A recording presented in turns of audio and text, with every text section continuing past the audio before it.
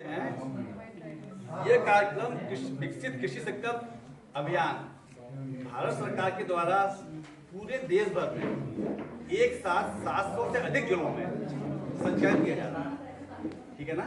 इसका एक राष्ट्र, एक कृषि और एक टीम, ये इसका मुख्य भावना है जिसके साथ हम सभी लोग काम कर रहे हैं।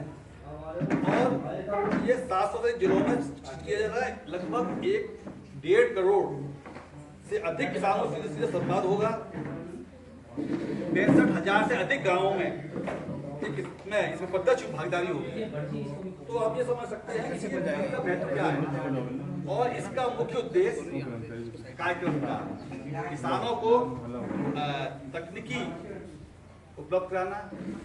तकनीकी में कृषि, पशुपालन, उद्यान, बेमौसम की, रेशम की, मशरूम पालन की, कृषि केंद्र सरकार की सभी समस्त योजनाओं के बारे में जानकारी दी जाएगी। इसके साथ साथ वैज्ञानिकों और आपका एक सम्मेलन है, ये समागम है, जिसमें कि हम आपके फीडबैक प्राप्त करेंगे जिससे कि शोध में सुधार हो सके। ठीक है ना। एक नया आयाम है कि शोध में सुधार करने के लिए वैज्ञानिक आपके साथ रहेंगे और जो वास्तविक फीडबैक मिलेगा उसको हम फिर ऊपर राष्ट्रीय स्तर पर सुधार के कार्यक्रम चलेगा। और क्षेत्रीय आवश्यकता के अनुसार जब काम होंगे तो स्वाभाविक प्रगति भी होगी। अब सबसे पहले बात करते हैं कि उन्नत तकनीकें कौन कौन सी है। इसके बाद में फिर बताएंगे आपको योजनाएं, जिससे कि आप तकनीकी जानने के बाद में सोच सकेंगे कि किस योजना का हम फायदा पूरा कैसे ले पाएंगे। तो मैं बात करता हूँ कि सबसे पहले खरीफ का मौसम चल रहा है। इस क्षेत्र में खाद्यान्न पे ज़्यादा सोयाबीन हुआ, काफ़ी बड़ा पहले एरिया था, अभी भी 76 एरिया का होगा सोयाबीन का। बड़ुआ, मादरा इस समय होता है। और यदि इसे आगे चले तो मटर साइड में सब्जी की बहुत अच्छी पट्टी है। इस गांव में मुख्यतः 16 तत्व होते हैं, जिसमें से 3 गौड़ होते हैं, मतलब मेघ होते हैं, फिर गौड़, फिर कुछ उससे कम मात्रा वाले होते हैं। पर हर तत्व का अपना महत्व है। हमारी मिट्टी यहाँ पर ऑर्गेनिक कार्बन ठीक है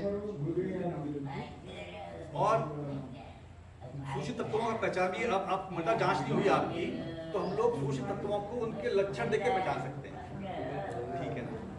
हर तत्व पोषक तत्व कम लेती है, पहला बात। दूसरी बात, हमारे साथ किसान भाई गोबर खाद का प्रयोग करते हैं अधिकांशतः।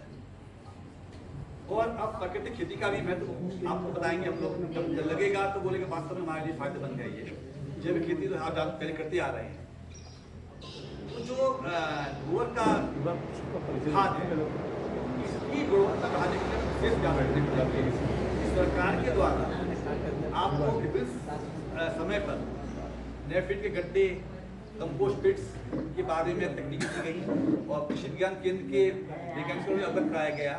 मेरा ये मानना है कि यदि हम जो सरकारी लाभ है उसका उद्देश्य समझें और तरीके डिजाइन देखें। जैसे आप देखेंगे कि जितने भी बर्मी नेफिड के गड्ढे खुदे हुए हैं, नीचे पक्का है, ऊंचाई निश्चित है, चौड़ाई निश्चित, लंबाई अलग अलग हो सकती है आपकी सब्सिडी या आपके बजट के अनुसार। जब हम इतना जान गए गड्ढों का, तो क्या हम इस डिजाइन को अपने खुले क्षेत्र में भी बना सकते हैं। इसके लिए यदि आपके पास में ऊंचा स्थान हो, छांवदार हो, पानी बह करके ना जाए, और जो कंसेप्ट हमारा पिट्स का था कि निश्चित ऊंचाई के बाद उसमें खाद नहीं डालते, इसी सिद्धांत को यदि हम खुले खेत में जहां हमारा ओपन का गड्ढा बना रखा है उसमें अपना लेंगे तो हमारे खाद करने का पर्याप्त समय मिल जाएगा। होता क्या है कि हमने खुले में खाद डाली, वो हमारी खाद 4 महीने 5।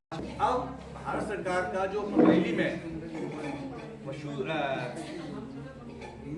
IBRI का है, मड़ुआ के लिए रियल मड़ुआ 379 379 प्रजाति है, जो कि विकास खंड में भी उपलब्ध है, उनका चयन कर सकते हैं आप।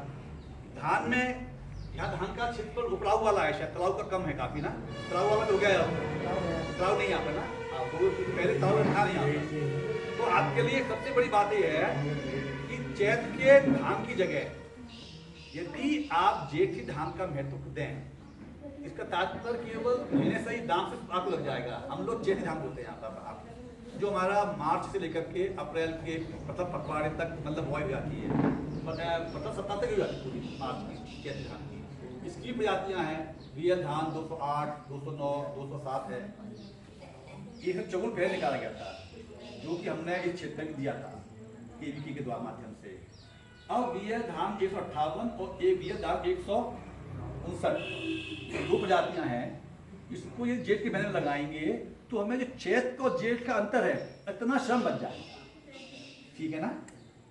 दूसरा फायदा क्या होगा इसका कि हम चैत के लिए फसल बोने के लिए हम रबी के मौसम में खाली छोड़ते हैं खेत, वो हमें छोड़ने नहीं पड़ेंगे। तो हम चैत के धान की जगह जेठ धान को बढ़ावा दें, ठीक है ना सर। क्षेत्र के लिए जो मुख्य कृषि कार्य है बताया मैंने। अब बात करते हैं कि यहाँ पशुधन भी अच्छा है और इसी क्षेत्र में हमने सबसे पहले पशुधन के लिए हरे चारे का काम किया था।